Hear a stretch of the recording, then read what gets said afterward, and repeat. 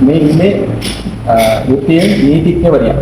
එතකොට කකුලේ ඇඟිල්ල කළු වෙලා තද කැක්කුමක් ඇවිල්ලා ඇවිද ගන්න බැරි තරමට Tamange වෘත්තීය පවා කරගන්න බැරි තත්යකට ඇවිල්ලා හිටපු කෙනෙක්.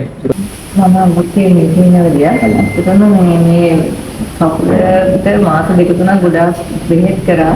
අන්තිමට මේ ඇඟිල්ල කපන්න ඕන කියන මතයට යනකම්ම බෙහෙත් කරා. මේ වේදනාව කිසිම අඩුවක් තිබෙත් නැහැ.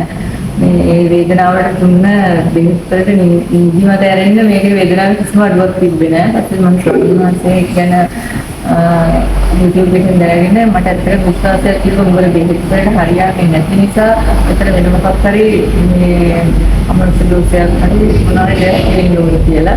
ඇත්තටම දෙදකම කරන්නේ නැත්නම් අපි දෙදකම පැත්තට හරි ගිහිල්ලා අපි සෝදරන් කවුරු විශ්වාස කරන්නේ නැහැ. නමුත් මම විශ්වාස කරා විශ්වාසයක් ඇති වුණා.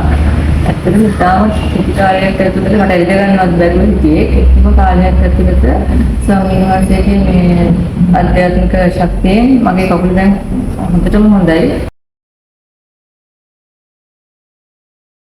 මේ මට ඒ පාරෙන කියලා එන විදිහ කරන්න ඕන දේවල් පැහැදිලිව තේරුම් කරලා එන්න කිව්ව පුතුමිය. මේ මම ආවා. ඊට පස්සේ ආමුදුරු මාව බලලා මට බඩේ දෙයක් තියෙනවා කියලා කිව්වා. ඊට පස්සේ විරේකයක් කරලා මාව යවලා ආයි එකන් ඇවිල්ලා මට මගේ ඇඟේ තිබ්බ දිස්ටි හක් කරලා මට ආයි විරේකයක් දීලා ඊළඟට මට ආයි පරක් එන්න කියලා කිරණ ඇල්ලුවා. මට අවුරුදු 20ක් මං දුක් විඳා. මට ඔළුව කැක්කුමක් තිබ්බා, මිග්‍රේන් කියලා තිබ්බා. ලොකු වෛද්‍යවරුන්ගෙන් බෙහෙත් ගත්තා, සිංහල වෛද්‍යවරුන්ගෙන් බෙහෙත් ගත්තා. කිසි කෙනෙකුට හොඳ කරන්න හම්බුන්නේ නැහැ. ආමුදුරු මාව සති 3න් නිවැරදිව හොඳ කරලා මට ඒ සූපත් වීමට උන්වහන්සේ බුදු වෙන්න ඕන කියලා මම කියනවා. ඇත්තටම එච්චරන උන්වහන්සේ කිසි කෙනෙක් එක්ක කතා නොකලට උන්වහන්සේ කරන්න ඕන දේ විතරක් කරන එක මිනිසුන්ට තේරෙන්නේ නැහැ. මම නම් කියන දන්න හැමෝටම කියන මම දැන් හිතත් කට්ටියක් එක්කන් එනවා. එච්චරටම නිහතමානීකමට වඩා ඒ ගුණය මට දැක්කම ආමුදුරු දැක්කම මේ ගුණය පවා පේනවා.